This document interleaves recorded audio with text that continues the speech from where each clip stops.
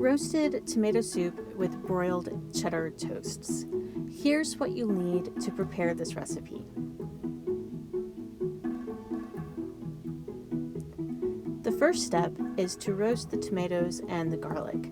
Cut the tomatoes and in half. Cut the top third off of the pointed end of the garlic, making sure you expose all of the cloves. Place the garlic on a square of foil, drizzle with a little olive oil, and season with salt and pepper. Arrange the tomatoes, cut side up, on a rimmed baking sheet. Sprinkle them generously with salt and pepper and drizzle with olive oil. Place the foil packet with your bulb of garlic in one corner of the tray. Fold the foil up around the garlic, crimping the top to seal, and place the sheet pan in a 400-degree oven and roast everything for 1 hour. The tomatoes will get jammy and savory, and the garlic will soften and sweeten. Let it cool slightly, and then remove the cloves of garlic from its papery skin and transfer the tomatoes, any accumulated juices, and all but 4 cloves of the roasted garlic to a blender or food processor.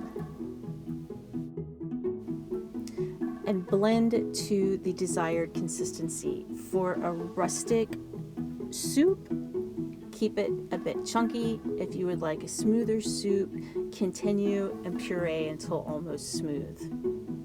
Next, place your tomato puree in a medium pot. Add the leaves from a couple of sprigs of thyme, some red pepper flakes, a bit of onion base if desired, and about 2 cups of broth. You can use vegetable broth or chicken broth. Bring to a boil, reduce heat, and simmer for about 25 minutes. If you would like a thinner soup, you can add up to 2 additional cups of broth. Next, make your cheddar toasts. Split and toast 2 English muffins. Spread the reserved roasted garlic on the toasted English muffins, and then top generously with coarsely grated cheddar cheese.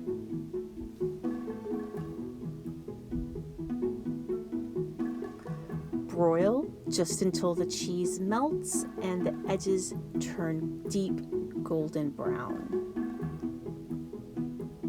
And that's it. The soup is ready to serve.